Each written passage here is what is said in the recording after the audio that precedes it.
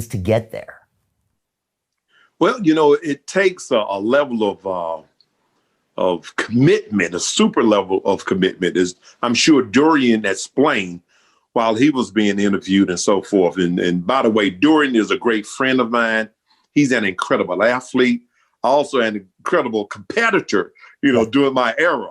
So I have the greatest of respect for him. I mean, so we know what it takes to get there, and the discipline that goes into it and the stick-to-itness, it's a whole nother level. But such as that in any professional top-level athletes, there's a lot of professional athletes, but the ones that on the top of the ladder, the top of the chain, they're cut from a sort of a different type of mold. The commitment there, the commitment to diet, the commitment to time management, commitment to making sure where you need to be and doing what you need to do and not making excuses.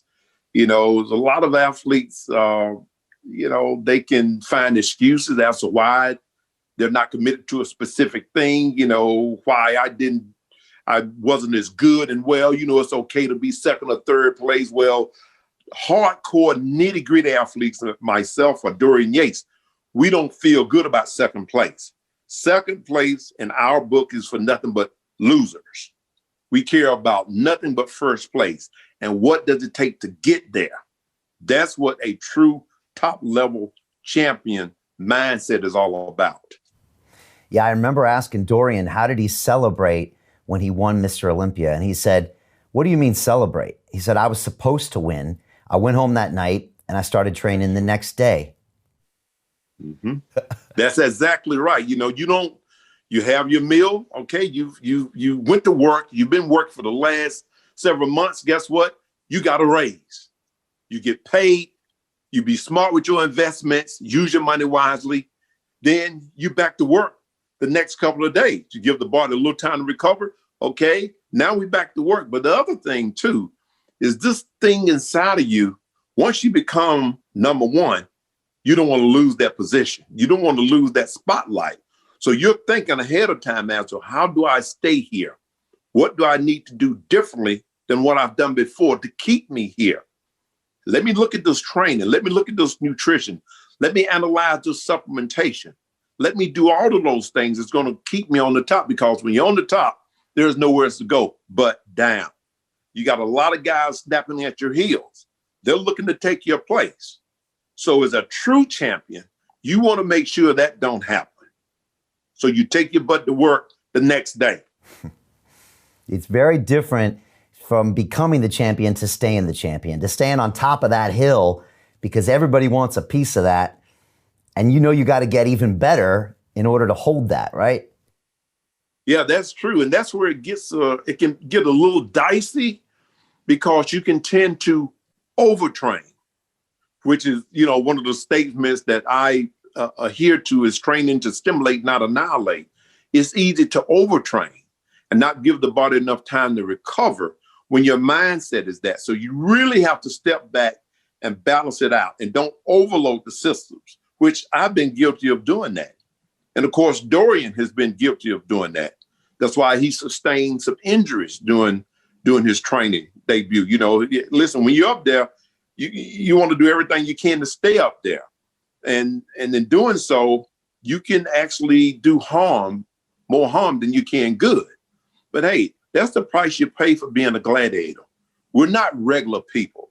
No top athlete is a regular person, which sometimes when I hear regular people like commentators make comments, well, he should have did this and that. I'm like, listen at these guys. They are not in our shoes. They don't know what it feels like to run or jump or to lift, or your heart is about to jump out of your chest. They know nothing of that. Gladiators, at least in times past, they fought to the death in arenas. That's what they did. That's how they're made. That's their psyche. So, but thank God today we have referees, we have restrictions and guidelines so they don't end up destroying ourselves or destroying those in which we compete against. So that's the only thing that changes is what's have the outcome. we have guidelines and we have restrictions. Other than that, that gladiator mindset still exists and will always exist in top level athletes. We are testosterone monsters. We're not guys who sit behind a desk and with a pencil or a typewriter. That's not who we are. Gladiators are gladiators. That's what top level professional athletes are. And it's, oh no, he's acting a certain way. Wait a minute, he acts a certain way because he geared a certain way. They say there's a fine line between genius and insanity. Exactly. Modern day gladiators. One of the things I realized when I was talking to Dorian started coming up, could you have won it? You know something? Beauty is in the eye of the beholder as far as the judges are concerned and as far as the era in which the audience is satisfied with, My heart was that, as I questioned, if I sit down with Shirley and say, well, baby, what do you think? Is 7 enough? And no, she pushed me to do 8. 7 was really enough for me, but her pushing and inspiring me, okay, let's do 8. Let's set this record.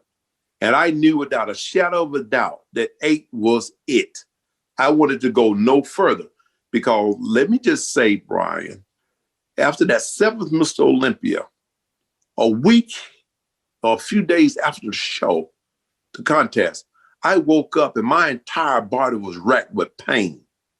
My knees hurt, my shoulders, my elbows, everything hurt.